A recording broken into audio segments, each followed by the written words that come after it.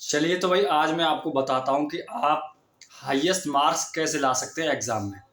क्योंकि इन दिनों बच्चे अपने कोर्स ख़त्म करने में लगे होंगे और आपको पता होगा कि भाई अगस्त एंड सितंबर और अक्टूबर और नवंबर ये बच्चों का वो पढ़ाई का टाइम होता है जब बच्चे अपने पढ़ाई कंटिन्यू करते रहते हैं और देन उसके बाद जनवरी और फरवरी में अपने एग्ज़ाम दे रहे होते हैं बोर्ड।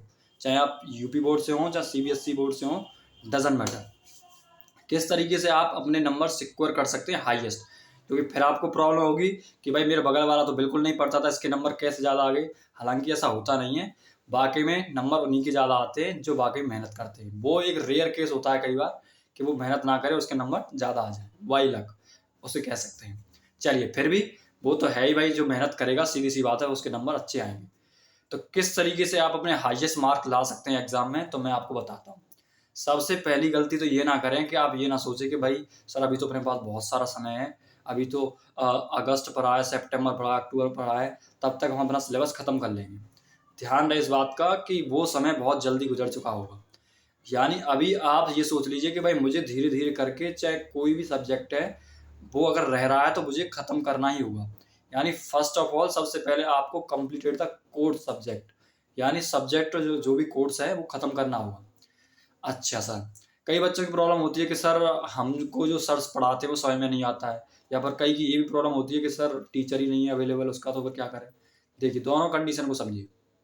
ऐसी परिस्थिति है कि टीचर होने के बावजूद भी समझ में नहीं आ रहा है, तो आप कोशिश करिए कि आपकी भाषा शैली के मुताबिक अगर कोई टीचर आपको समझाता है, चाहे आपके पड़ोस में हो कोई ट्यूशन टीचर हो, चाहे आपकी बड़ी बहन हो, चाहे आपका बड़ा भाई हो, तो आप उससे समझने की कोशिश करिए। बिल्कुल शर्म मत करिए तब तक आप जब तक आप पढ़ते हैं, पहली बात। दूसरी बात, अगर हो सके, अगर प्रॉब्लम है तो यूट्यूब का भी सहारा ले सकते हैं। हालांकि यूट्यूब ठीक है, बट आप मोबाइल ना देखें तो ज़्यादा बेटर है। लेकिन फिर भी अगर आपको लग रहा है कि यूट्यूब पर कोई टीचर ऐसा है जो आपको समझा पा रहा है, तो आप उसकी हेल्प ले सकते हैं। पर लेकिन ज़्यादा यूज़ आप ना करें, जो कि आंखों के लिए हानिकारक होता है। दूसरा, अगर कई बार ऐसा भी होता है कि सर यही प्रॉब्लम होती है बच्चों की, सर हमारे पास टीचर भी अवेलेबल नहीं, तो वो भी यही काम कर सकता है। यानी अपने नियर बाई कोई भी ट्यूशन टीचर है जिसकी भाषा शैली से आप जल्दी से जल्दी समझ पाते हैं, तो आप उसकी हेल्प ले सकते हैं। यानी आपको लास्ट टाइम ये नहीं छोड़ना है कि भाई हम पीछे कर लेंगे ये वाला सिलेबस। यानी सारे जितने भी सब्जेक्ट हैं आपके 10th में और 12th में, आपको साथ लेकर ही चलने हैं। अदरवाइज लास्ट टाइम पर बहुत सारा बोझ इकट्ठा हो जाता है, फिर बच्चे पढ़ नहीं पाते हैं।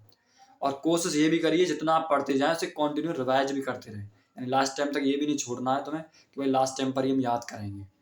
इस वजह से बच्चों के नंबर आते हैं हाईएस्ट, यानी जो समय से पहले जग चुके होते हैं। और जो लास्ट टाइम पर जगते हैं कि सर नहीं 2-3 महीने पहले ट्यूशन लगा लेंगे और अच्छे नंबर आ जाएंगे, फिर तो वही 70, 80, 85 समथिंग आते हैं, फिर उससे कोई फायदा भी नहीं है। अगर आप बाकी में नंबर लाने चाहते हैं तो आप इस वाली स्ट्रेटेजी को अपना सकते हैं, और मैं उम्मीद करता हूँ वाकई में आपके बहुत अच्छे नंबर आएंगे अगर इस तरीके से आप करते हैं तो।